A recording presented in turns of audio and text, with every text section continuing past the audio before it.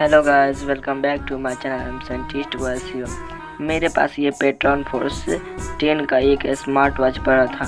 ये इसका डिस्प्ले टूट चुका था बहुत बुरी तरीक़े से।